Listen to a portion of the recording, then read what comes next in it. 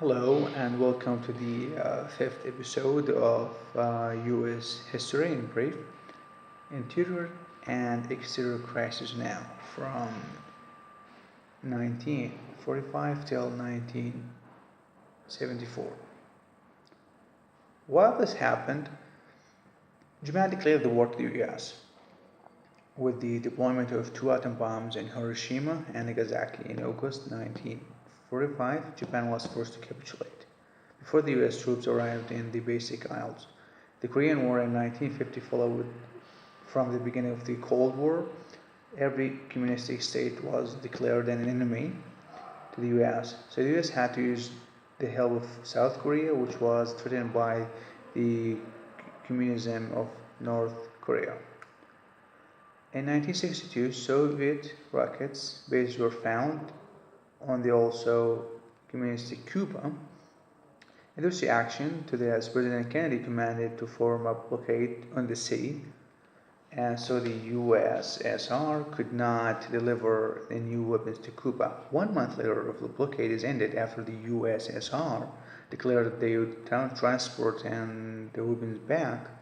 On November 20th, 1963, John F. Kennedy is assassinated in Dallas. Vice President Lyndon Brian Johnson becomes the president and is more successful in his diplomacy than Kennedy. Although the USA had made the looking after racism in Germany to their task, there was still discrimination of black people in their own country. On April 2nd, 1963, black people demonstrated under the leadership of Martin Luther King without violence for race or integration.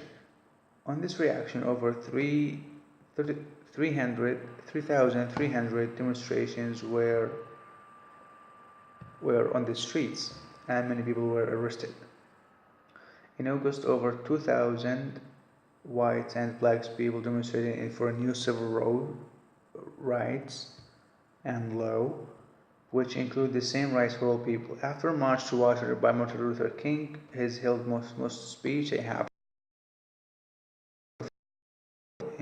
in July 1964. The Congress passes the new civil rights law, which guarantees equal rights for all Americans. On April 6, 1968, Martin Luther King is assassinated in Memphis by an escaped prisoner. From 1961 to 1970, the United States fight their longest and most senseless war, the Vietnamese War. It has been against communism. North Vietnam wanted to force South Vietnam became communistic. Many people in America demonstrated that the U.S. policies, in this case, was not successful. More than 6,000 American soldiers were lost, and they lost their lives, and 1,344 are still missing, and over 300,000 soldiers were injured. The Cold War seems to calm down. In May 1972, Nixon is the first president who visits USSR in Moscow. The SALT, S-A-L-T, which means Strategic Arms Limitation Talks, were signed. In July 1972, five persons were arrested while they broke into election headquarters in the Democratic Party, which was accommodated in the Watergate apartments.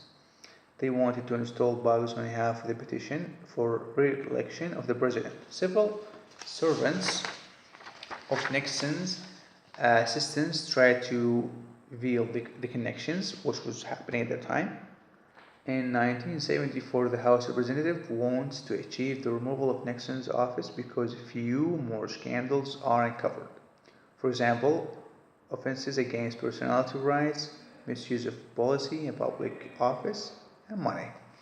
On August 19, 1974, President Nixon steps back.